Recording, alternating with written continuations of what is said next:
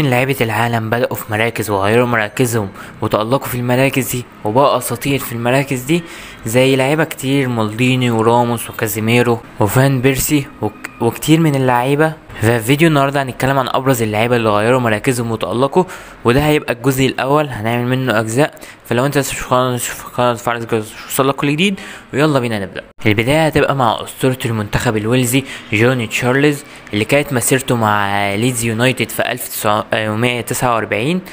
بدأ مسيرته وتألق معاهم في مركز قلب الدفاع بسبب سرعته وقوته البدنية ورؤيته، وكان عنده حس تهديفي، كان كل شوية بيسجل، فده اللي خلى مدربه ان هو يغير مركزه من قلب الدفاع للمهاجم الصريح. وبتبدأ مسيرة جديدة لجون تشارلز من التألق، وبيسجل العديد من الأهداف، وبقى من أفضل المهاجمين في عصره. سجل 157 هدف في 295 مباراة، وبعد كده انتقل لليوفي في 59. فضل معاهم بالتألق والظهور بمستوى جامد قوي، وفي أول موسم ليه مع السيدة العجوز قدر اللي هو يكسب هداف الدوري الإيطالي ب27 جون، لا 28، وكسب الدوري 3 مرات والكأس مرتين.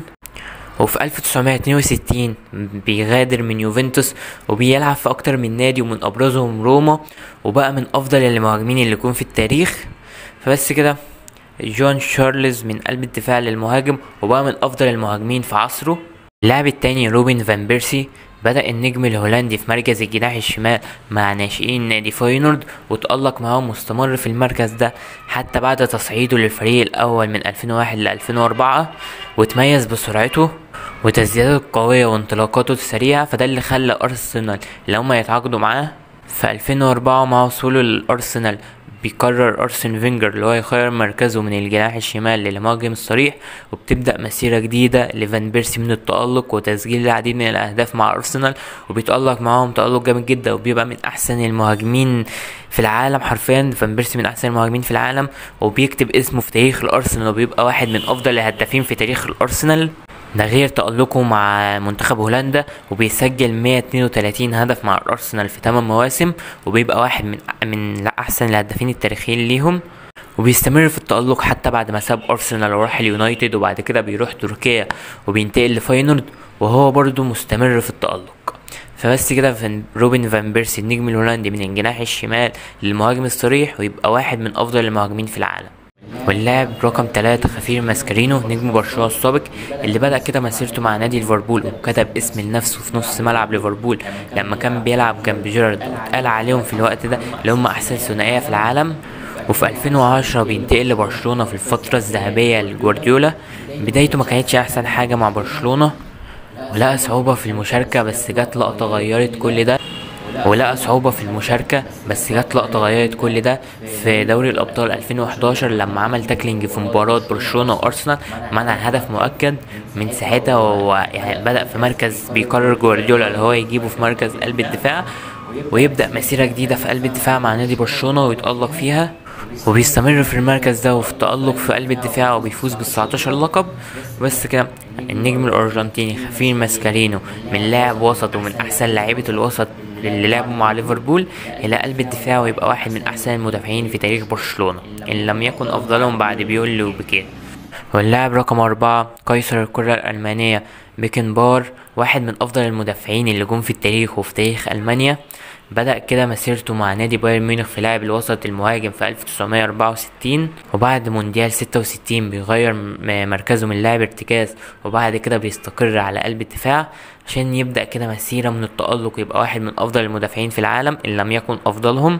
وإن المركز ده هو اللي كتب اسم بيكنبار في التاريخ، ويكفي ان بيكنبار كسب الكرة الذهبية ودوري الابطال وكأس العالم وهو في مركز الدفاع. مفيش لعيبة كتير عملتها، يكفي اصلا لو هو كسب الكرة الذهبية وفي مركز المدافع، مفيش لعيبة كتير عملتها. وبس كده قيصر الكرة الألمانية بيكنبار من لاعب وسط مهاجم الى المدافع، ويبقى واحد من افضل المدافعين في التاريخ ان لم يكن افضلهم. باستيان شفينشتايجر هو اللاعب رقم 5 معانا. بدأ في مسيرته مع نادي بايرن ميونخ وتألق معاهم وقدم مباريات كويسة في مركز الجناح، بس لما جه لويس فان غال اللي هو يدرب البايرن في 2009 غير مركزه لمركز الارتكاز، المركز اللي شهد تغير كبير في مسيرة شفينشتايجر، اللي قدم صلابة مش طبيعية في المركز ده، وكان مساهم في فوز البايرن بالثلاثية في 2013.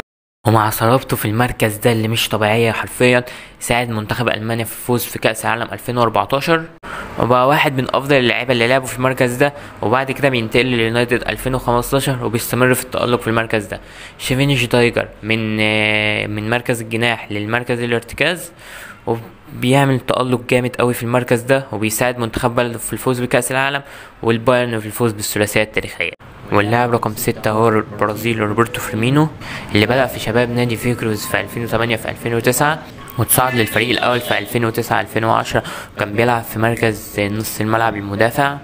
بسبب قدرته الكبيرة اللي كانت موجودة في التحكم في الكورة وتميزه بمهارة التسلم والاستلام والتسلم بدقة عالية قوي، وكان عنده رؤية.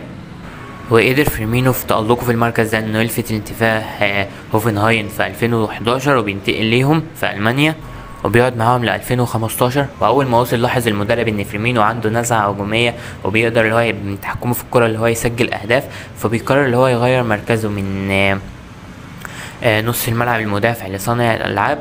وبسبب تألقه في المركز ده بيغير برضه مركزه من الجناح اليمين والجناح الشمال، بيلعب في الاتنين وبيتألق فيهم لحد ما بيستقر اللي هو يلعبه في مركز المهاجم الصريح، عشان تبدأ مسيرة جديدة لفيرمينو من التألق ويلفت انتباه ليفربول وينتقل ليهم. وقدر اللي هو يفرض نفسه من أحسن المهاجمين في تاريخ ليفربول، وبيكسب معاهم دوري الأبطال وكل البطولات. فبس كده روبرتو فيرمينو من لاعب وسط مدافع لصانع العاب للمركزين الجناحين للمهاجم الصريح، ويبقى واحد من احسن المهاجمين في تاريخ ليفربول. اللاعب رقم 7 هو كريس بيل، بدأ في مركز الظهير الأيسر مع نادي ساوثهامبتون وتألق معهم، ومع تألقه ده بينتقل لتوتنهام وبيكمل في المركز ده وبيتألق معاهم.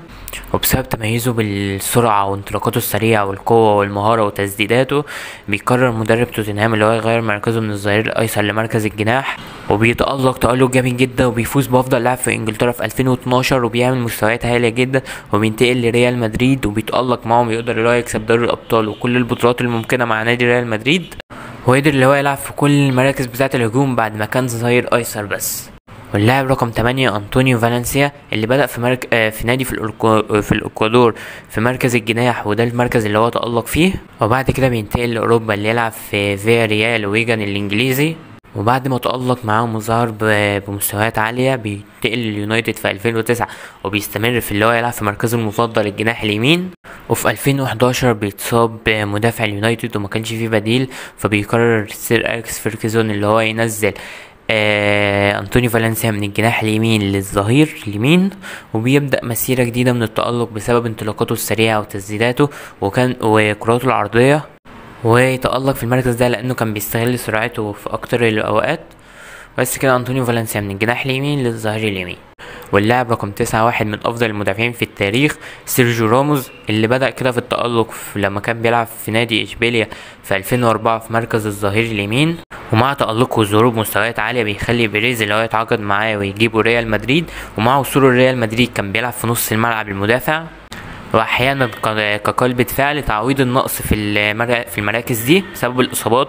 بس مع وصول بيبي ريال مدريد بيرجع راموس لمركز الظهير اليمين وبيستمر في التألق مع ريال مدريد، بس مع وصول مورينيو بيرجعه تاني لمركز قلب الدفاع، ومن ساعتها هو بيتألق ويبدأ في مركز قلب الدفاع وبيسجل أهداف حاسمة وبيفوز مع ريال مدريد بكل البطولات الممكنة، وبيبقى أفضل مدافع في التاريخ وفي تاريخ ريال مدريد، وبيسجل أهداف مهمة ومن أبرزها هدف 2014 بتاع أتلتيكو مدريد. بس كده سيرجيو راموس من ظهير أيمن وكان بيلعب في ريال مدريد في وسط مدافع لقلب الدفاع، ويبقى واحد من أفضل المدافعين في تاريخ العالم كله.